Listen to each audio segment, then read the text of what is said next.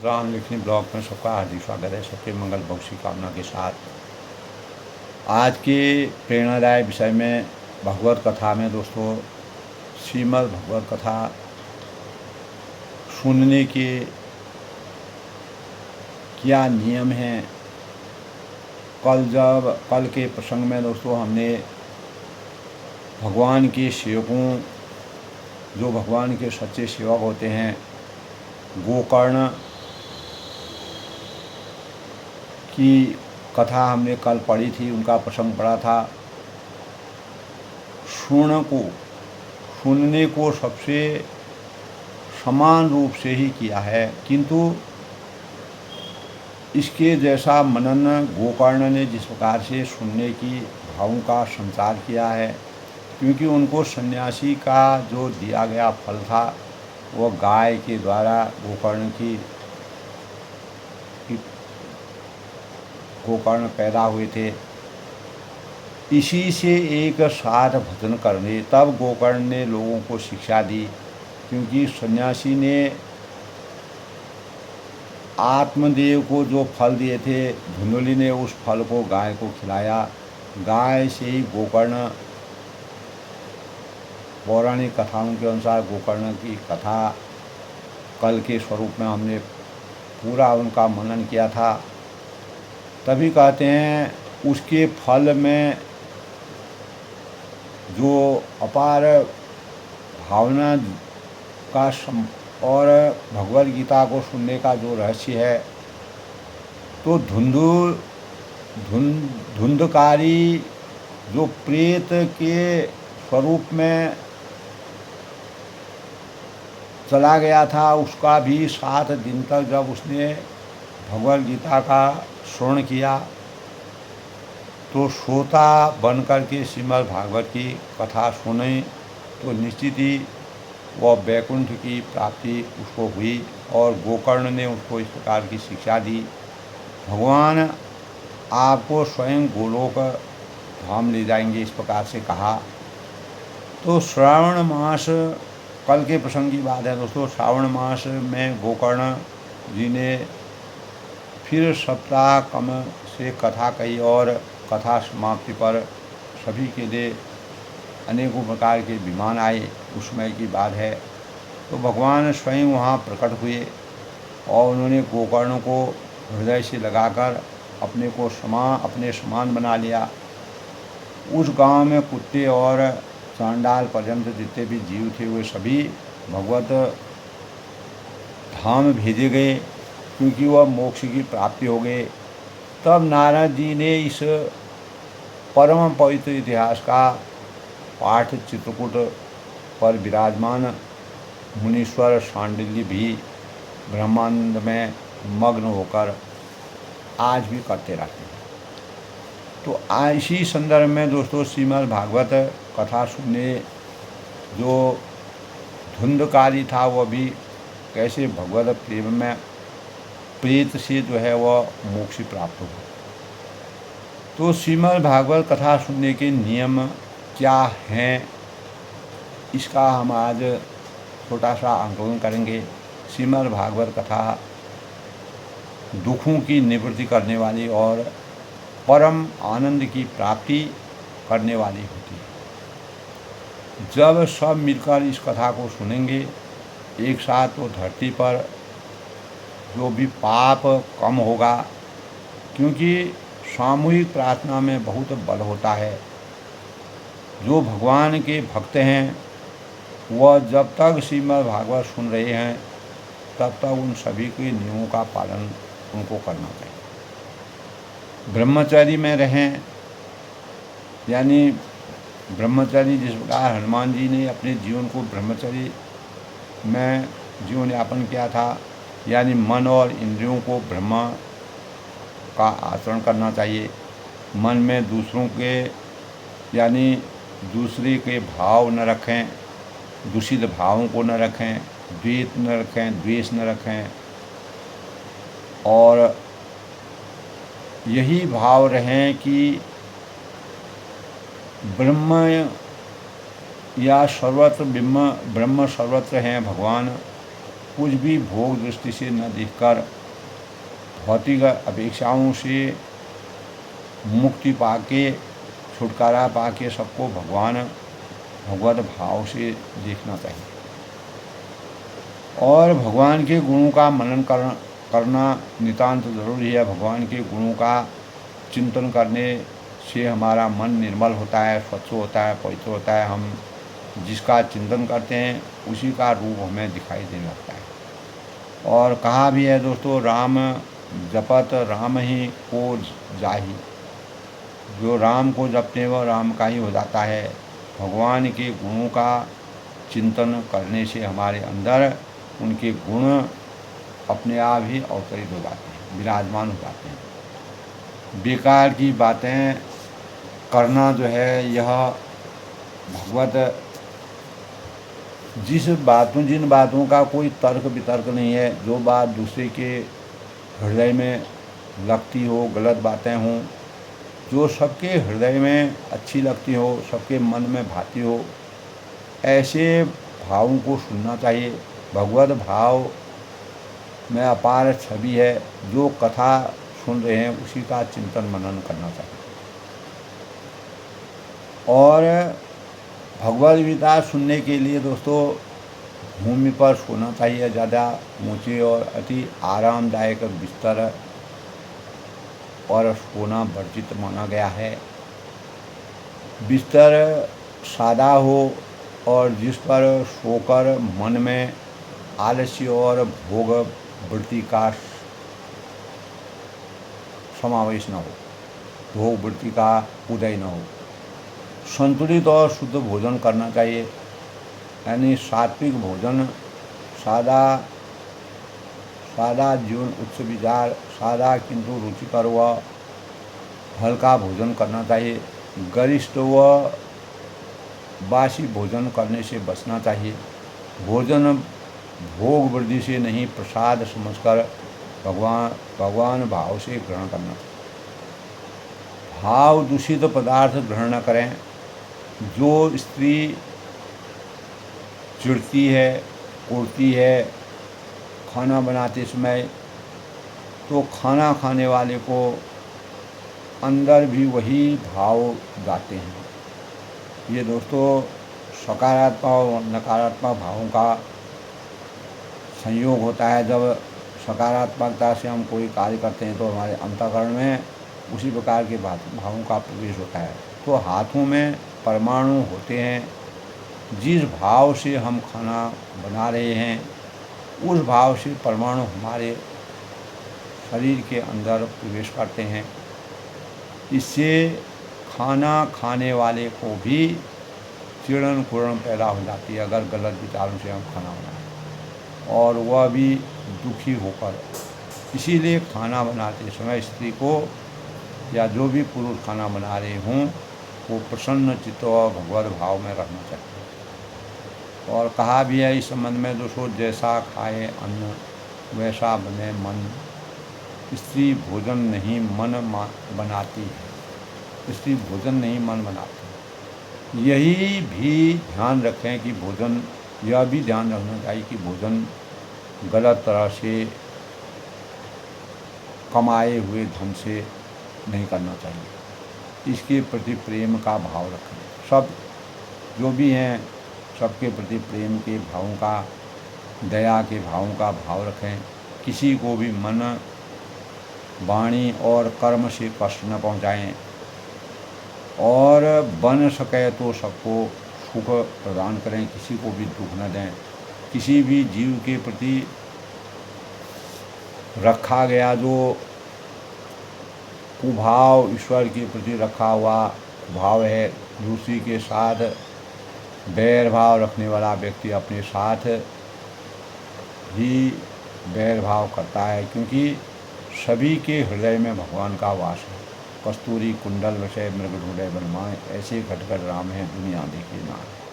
भगवान कहते हैं कि सब सम प्रिय सब मन उपजाई, अर्थात मेरा प्रेम सारे संसार में है, हर व्यक्ति के लिए है, हर प्राणी के लिए है, हर वस्तु के लिए है। जब हम सबके प्रति प्रेम का भाव रखते हैं तो हम भगवान के प्रेमी हो जाते हैं, भगवान से प्रेम करते हैं। संतोष धारण करना, भगवान ने जितना दिया है, संतोषम परम सुखम, उसी में संतुष्ट रहें। गुरु ने बताया है कि संतुष्टि, प्रीति और तृप्ति सिर्फ परमात्मा में। इसीलिए अधिक धन, मान और संसारी भोग पदार्थों की इच्छा न करें, क्योंकि यह मनुष्य को पूर्ण प्रसन्नता नहीं देते। हमेशा मानव चेतना को अनेकों कुभावों से सुसज्जित व्यथित रखते हैं। तो मन रहे राम में, हाथ रहे काम में। तो अपना दिल दिमाग परमात्मा में लगाना चाहिए और शरीर से संसार की सेवा करना चाहिए। हाथ हैं, पैर हैं, हमारा शरीर का प्रत्येक अंग लोग परमार्थ में रहे, फिर जितना मिले उसमें संतुष्ट रहें। मत्सर हानि इच्छा से बचें, यानी निर्मत्सर होकर कथा सुने। मत्सर सबसे बड़ा शत्रु होता है। ईर्ष्या हमारे मन को खराब करती है। ईर्ष्या करने से हमारी उन्नति तो रुकती ही है, साथ ही भगवान भी हमसे दूर हो जाते हैं। तो जिसके प्रति ईर्ष्या का भाव हो, उसके गुणों को से जले नहीं, वरन उन गुणों को अपने जीवन में चरितार्थ करें, लाने की कोशिश करें और अनेक प्रेरणादायक मनुष्यों के गुणों को अपने जीवन में चरितार्थ करें। ईर्ष्या छोड़ सकारात्मक दिशा की तरफ जाने का प्रयास करें।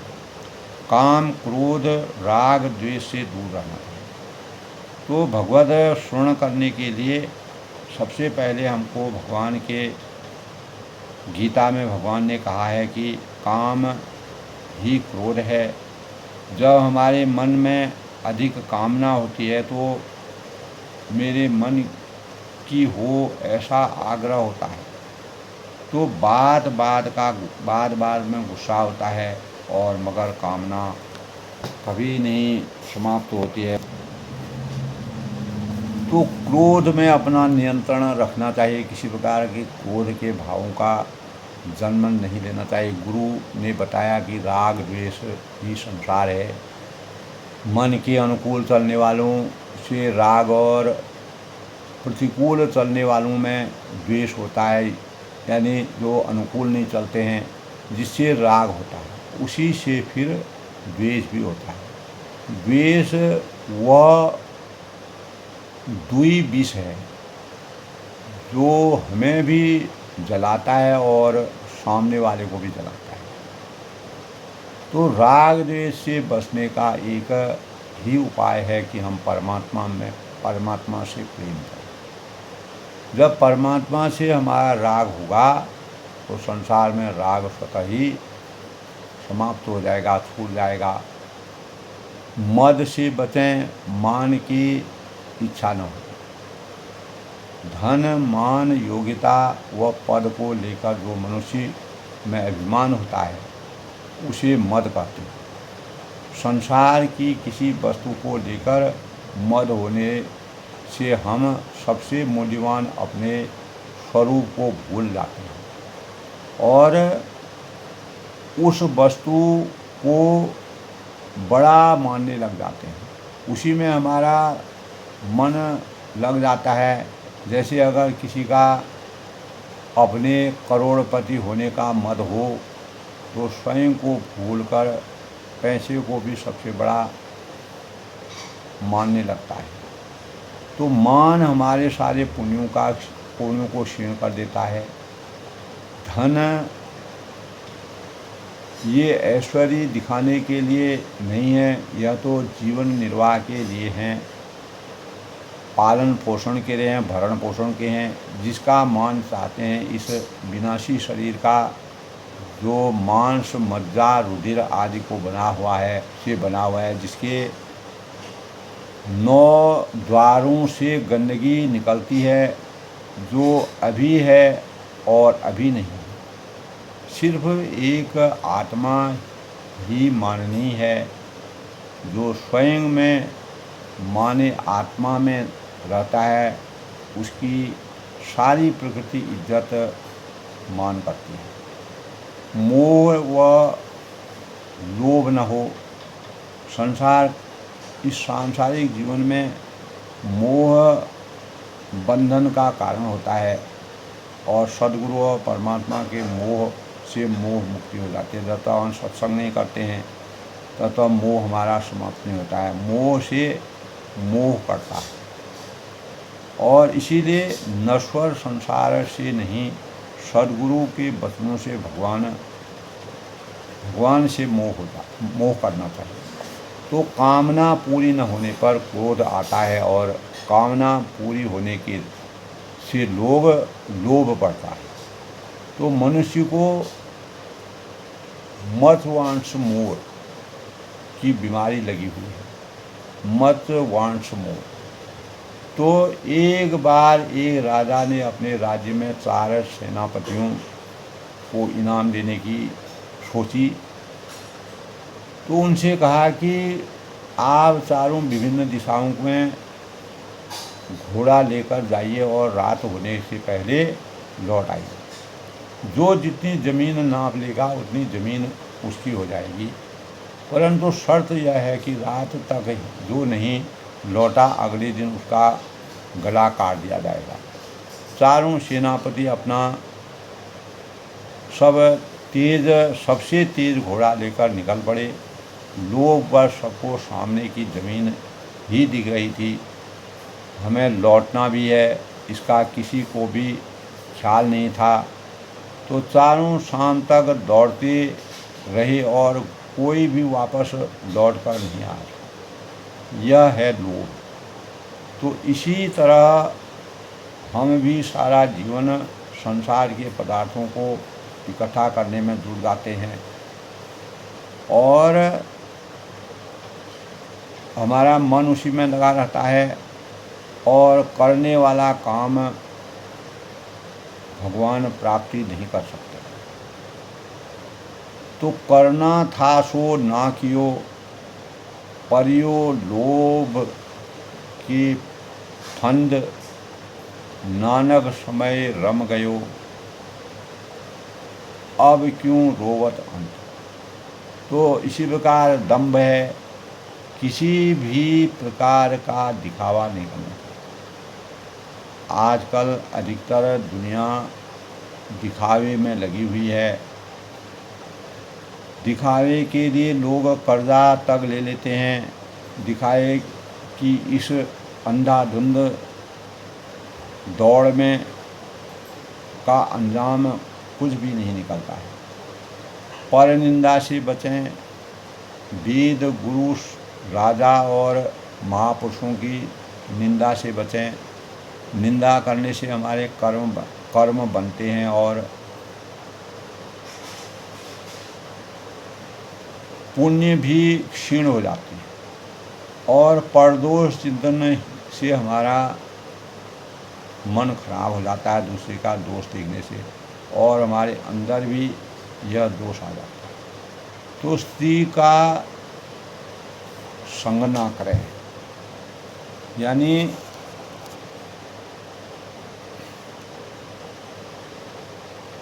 नियम से इस कथा का पाठ सबके जीवन के लिए ही बड़ा ही शुभकारी है। श्रवण करते समय भगवद कथा का श्रवण करने वाले को स्त्री माने देह भाव से पड़ा हुआ पुरुष या स्त्री, मलेच्छ जो नीच जाति का हो, माने बुरी वृत्ति, बुरे स्वभाव वाला, और ब्राह्मणों के द्वेष करने वाला तथा वेदों को न मानने वाला, ये बातें कभी भी अपने अंतःकरण में नहीं होनी चाहिए। कुसंग का त्याग करें। हम जैसा संग करेंगे वैसा ही रंग चढ़ेगा। संत न छोड़े संतई, कोटि के मिले असन, मलय भुजंगे विधिया शीतलता न तले। इसीलिए संसार में आश्वत लोगों का रंग न, यानी जो आश्वत लोगों का संग नहीं करना चाहिए। सबसे बड़ा कुसंग हमारा ही विषय वासनाओं में मन लगाना है, और मन का संग यानी मन का संग न करें। जाग कर हर पल आत्मा में प्रभु प्रेम में मग्न रहे।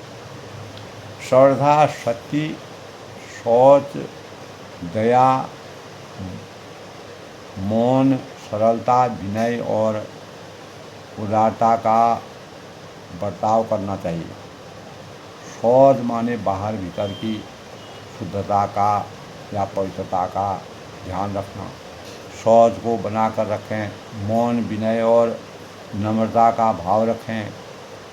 धनहीन, क्षय रोगी, किसी अन्य रोग को पीड़ित, भाग्यहीन, पापी, पुत्रहीन और मुमुक्ष भी यह कथा सुन कर सकते हैं। तो जो भी हर प्रकार का व्यक्ति इस कथा को सुन सकते हैं, भगवत कथा को। जिस स्त्री के संतान न होती हो तथा होकर मर जाती हो, अगर वह भी विधिवत इस कथा को सुने तो उन्हें अक्षय फल की प्राप्ति होती है। ऐसा हमारे भगवत कथा की लीला है। यह कथा करोड़ों यज्ञों फल देने वाली, और बस मन में कामना रखकर कथा किसी प्रकार की आसक्ति, किसी प्रकार की अपेक्षा, भौतिक आस्थाओं से परे रहकर इस कथा को सुनना चाहिए। इस बस अंदर से प्रेम जगाइए और निश्चित ही भगवत कथा का वास्तविक आनंद इस जीवन को प्राप्त होगा, और हमारा जीवन धर्म, अर्थ, काम, मोक्ष की उच्चता की प्राप्ति का द्योतक होगा, और मानव जीवन की वास्तविक मानवता का प्रादुर्भाव हमें अपने आप ही स्वतः प्रत्येक मानव के अंदर इस प्रकार के भाव पैदा होंगे। सर्वे सन्तु सुखिनः, सर्वे सन्तु निरामया, सर्वे भद्राणि पश्यन्तु मा कश्चित् दुःखभाग् भवेत् की अपेक्षाओं से हमारा जीवन धन्य हो जाएगा। तो इस प्रकार दोस्तों भगवद गीता के स्वर्ण के नियमों का अगर हम ध्यान रखें, चिंतन करें, तो हमारा जीवन एक वरदान के समान यह हमें हमारे जीवन को अपार संतोषम परम सुखों की उच्चता के मानकों से सजोकर मानव धर्म और मानव जीवन की वास्तविकता को प्राप्त करने का सबसे बड़ा साधन है। अपनी वाणी को विराम देते हुए सबके अभिनंदन और स्वागत के साथ मैं आनंद ब्लॉग में सबका स्वागत करता हूँ, सबके मंगल भविष्य की कामना करता हूँ। इसी प्रकार दोस्तों मैं सबके अभिनंदन के साथ सबके जीवन में इस प्रकार के भावों का संचार हो और उत्तम जीवन की कामना करता हूँ। जय श्री राम।